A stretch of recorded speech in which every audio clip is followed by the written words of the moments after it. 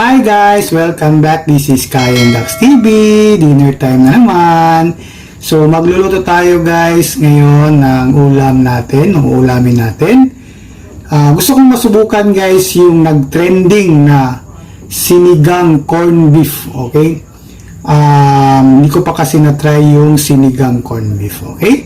So ito ay overload na sinigang corn beef, no? Kasi yung nakita ko na sinigang corn beef, medyo nakulangan ako sa mga ingredients na nilagay, no? Mga sahog, okay? So ito, sinigang corn beef overload. Ang ginamit natin dito guys, mas masarap sana kung yung corn beef na chunky, no? Kaya lang wala dito sa ano namin, sa may tindahan namin dito. Nilibot ko na. Dapat sa grocery, na bumili ako sa grocery. So ang ginamit natin yung ordinary lang na corn beef, yung Argentina. Mas maganda yung Pure Foods chunky, pero walang Pure Foods chunky corn beef kasi dito, okay? So subukan lang natin yung ano guys, yung Argentina corn beef. Yun ang gawin nating sinigang. Okay, magluluto na tayo guys. Gusto kong matry itong sinigang corn beef. Okay, nag-trending ito ngayon sa social media. So, start na tayo guys. Ayan. So, ready na yung mga ano natin guys, mga ingredients. So, ito yung gigisahin na natin. Meron tayong bawang, sibuyas, at saka kamatis. Okay? So, painitin lang natin yung kawali guys. Okay? Magigisa na tayo, maglalagay na tayo ng mantika. Okay, gusto kong matry itong sinigang corn beef guys. Never ko pang matry ito guys. Okay, masarap daw. Try natin kung ano ang lasa. Okay, so sa mga mahilig magluto dyan, pwede nyo itry itong sinigang corn beef. Mas maganda yung corn beef na yung may chunky. Okay, chunky corn beef. Mas maganda yung chunky corn beef guys. Okay, pero wala tayong makita na chunky corn beef, kaya yung ordinary corn beef lang. Okay, so magigisa na tayo guys. Lagyan na natin yung bawang.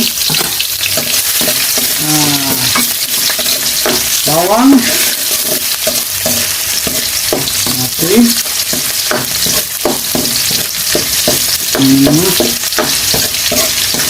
Bawang. And then, lagyan natin itong sibuyas.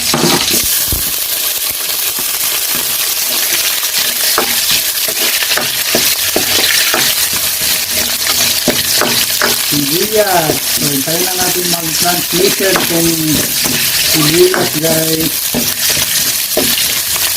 Okay.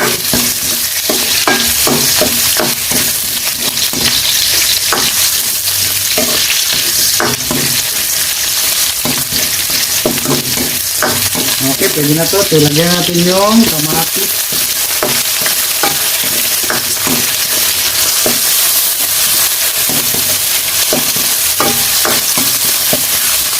Okay.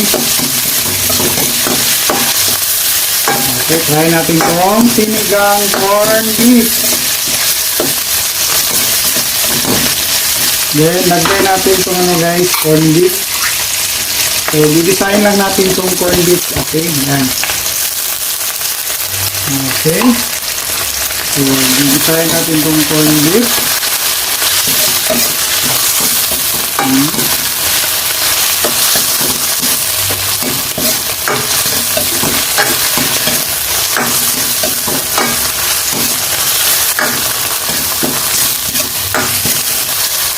Okay, so tiplahan natin ng asin konti guys.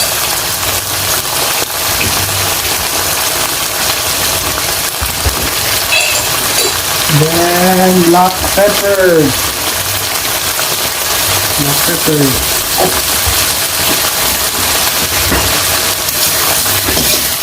Kunti lang lagay natin ng asin guys, kasi titiplahan pa natin mamaya pag may sabaw na, no? Okay. Okay, gisahin lang natin ito.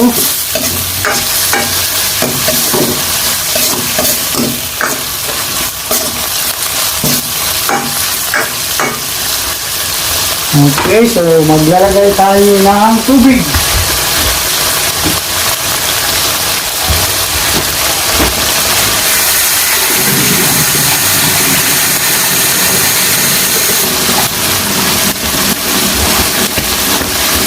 Okay.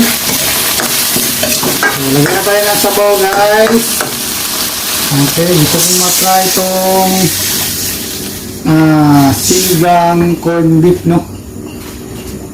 Okay, lagyan natin ng sabaw.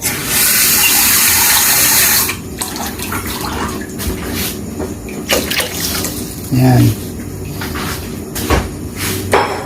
Okay, then tatakpan muna natin.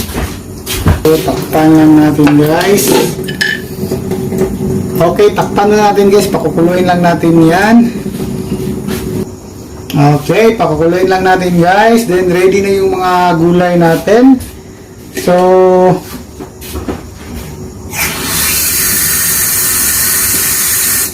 kaya overload tong sinigang natin, guys, kasi maraming sahog ang lalagay natin, no?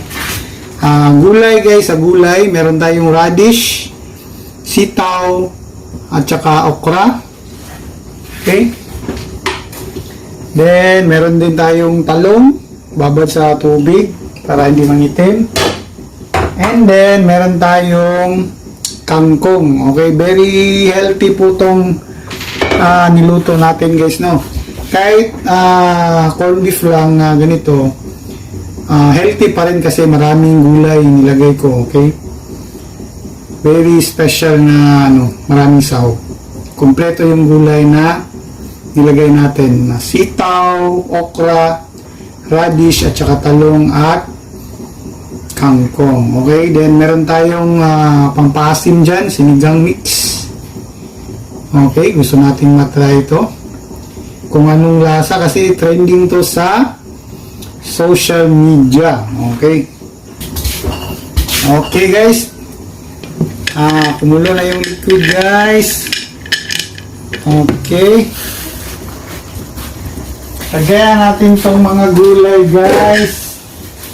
Mga gulay. Nahugasan na natin tong gulay. Itong radish, sitaw, at saka talong. Sabay na natin ito.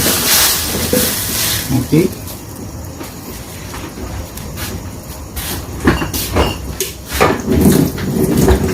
Okay, then yung talong.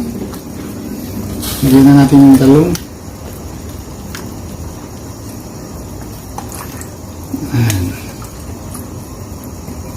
Itakpan na natin ulit, guys. Pakuloy natin ulit.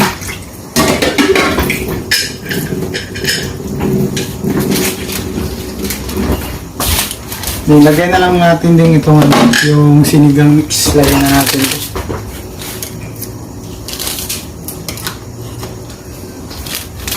Ito yung sinigang mix, guys.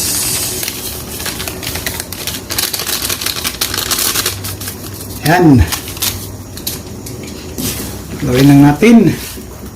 Woo! Sarap. Sinigang mix. So, depende din sa inyo, guys. Pwede yung sampalok na na durog na sampalok. Pero ako, ito na lang yung gamitin natin. Yung available. Okay? So, ayan, guys.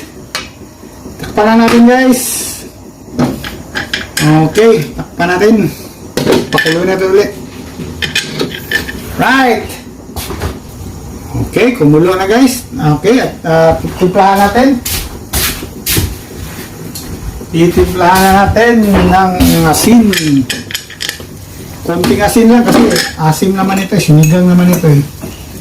Konting asin lang. Para hindi masyadong konting asin lang. Okay. Then black pepper. Apoy. Nilagay na natin ito guys. At titikman muna natin. So maya-maya na lang, medyo matigas pa yung gulay. No, tikman daw na ito, be. Tikman natin.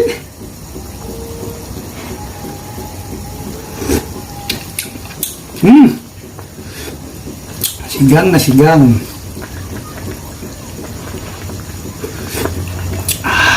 Sarap. Sarap talaga pag sinigang. Okay. Palang natin guys ha. Okay, lutuin na natin yung gulay guys. Then last na natin tong kangkong. Last natin tong kangkong.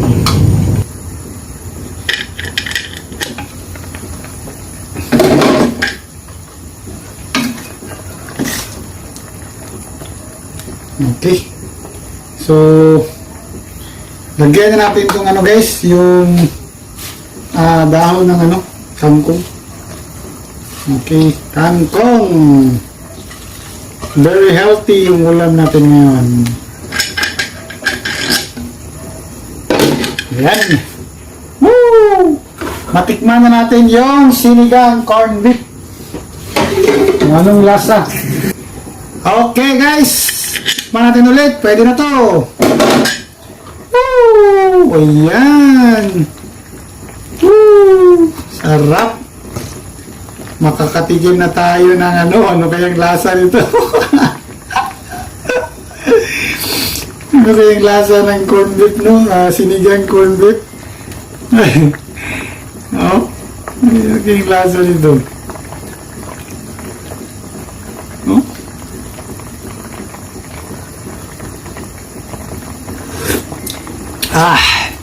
Oh, sarap pala guys. Okay. Alright. Okay, pwede na to. Kasi yung dahon, maluluto yan sa init. Okay, para hindi siya masyadong... Okay. Tapos na yung sinigang corn beef natin. Eto guys. Yan. Oh. Oh. Sarap. Nice, very healthy. Sinigang corn beef. Sinigang corn beef. Okay. Ayan. So, patayin na natin guys. Okay na to. Okay, dinner time na. Alright.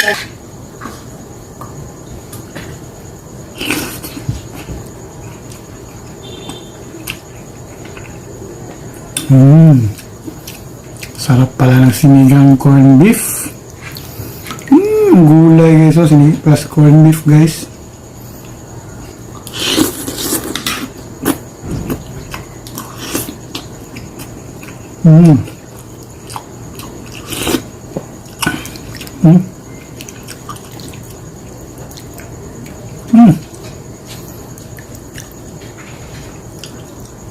May corn beef guys. Oh, ayan, may corn beef.